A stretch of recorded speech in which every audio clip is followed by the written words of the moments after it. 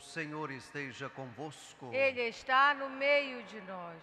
Proclamação do Evangelho de Jesus Cristo segundo João.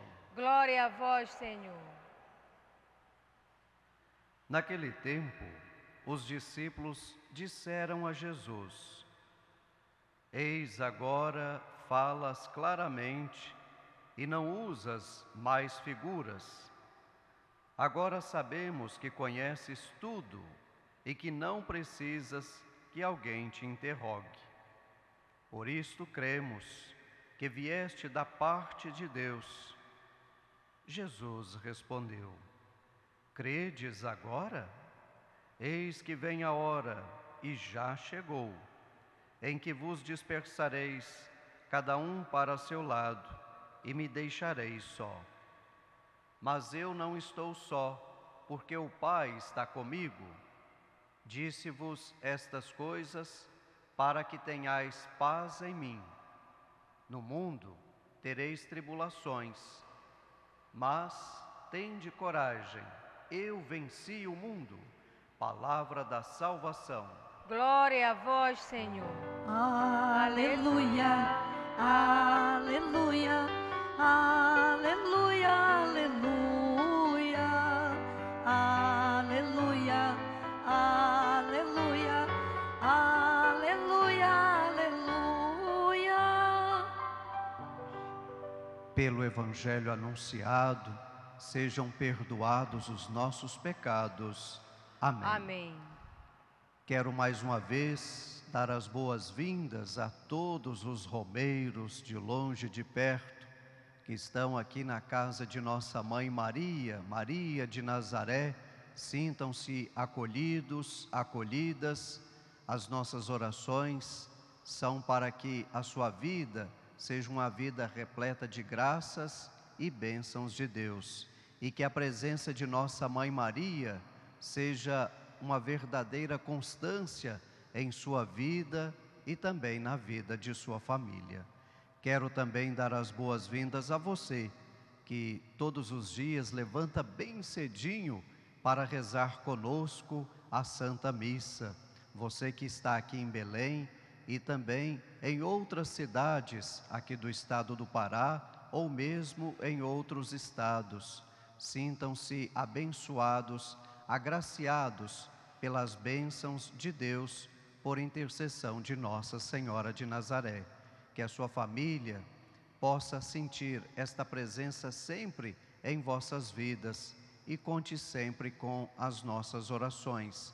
Também quero colocar você que se encontra enfermo ou enferma, convalescendo em sua casa ou mesmo nos hospitais.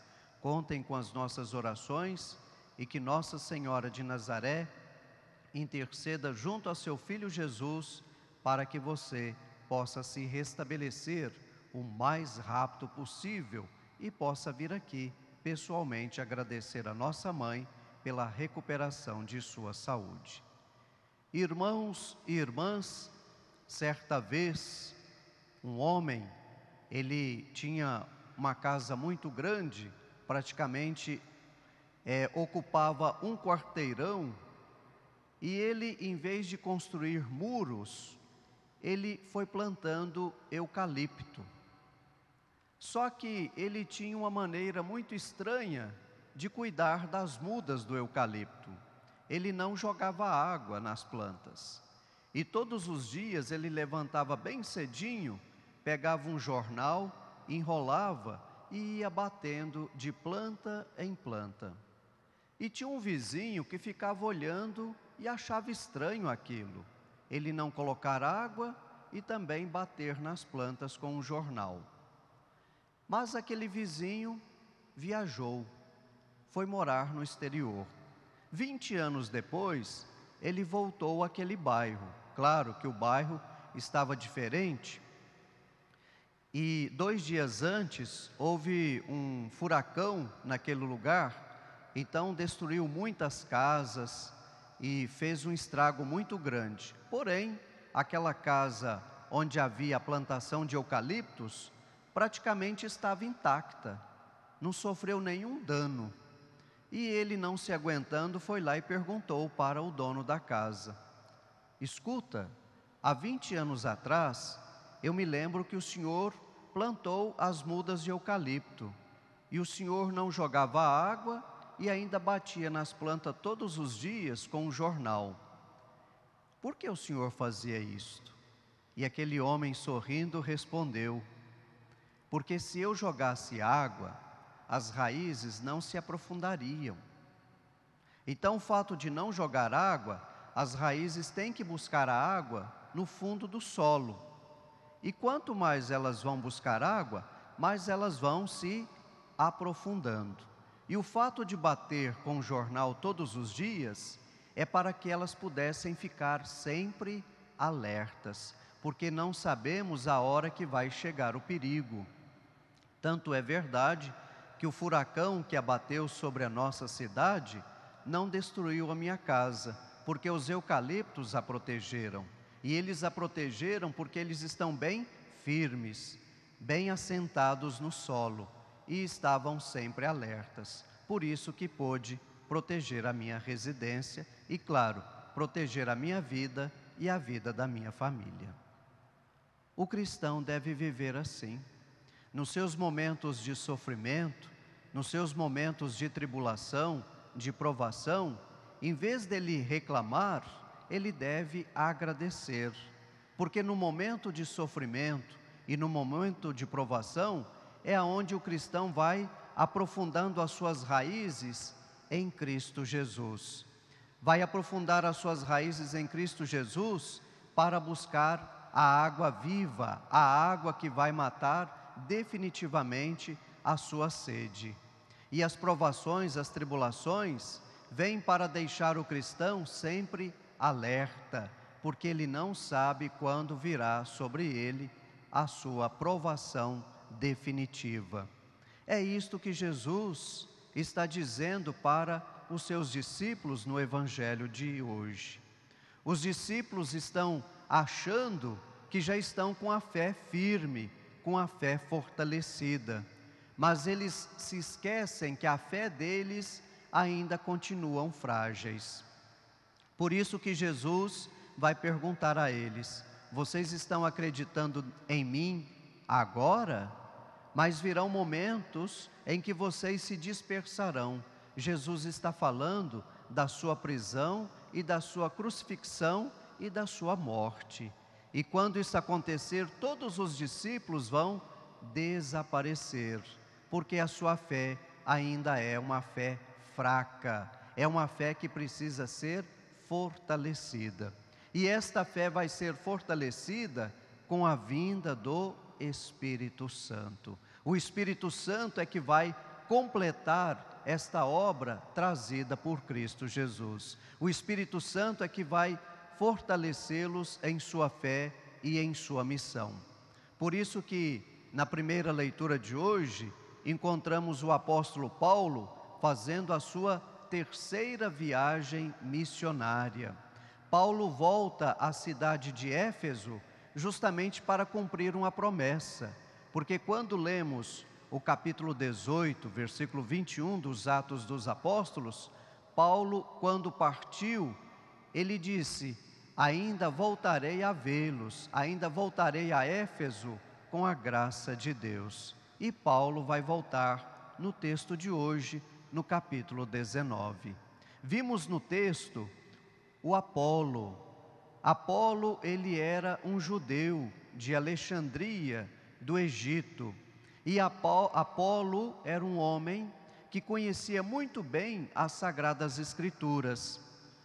Era um excelente pregador. Mas Apolo, ele foi batizado por João. E o batismo de João era um batismo de conversão. Não era um batismo em nome de Cristo Jesus. Era um batismo preparatório para receber o batismo definitivo, que é o batismo no Espírito Santo. E ele vai ser batizado. E aí ele vai poder completar a sua pregação.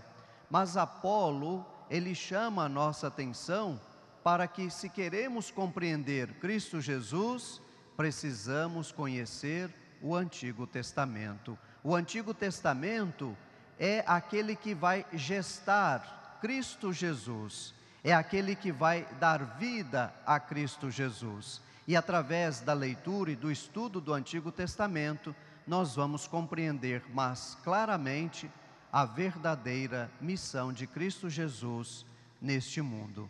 E Paulo, ele volta justamente para batizá-los com o Espírito Santo através da imposição das mãos.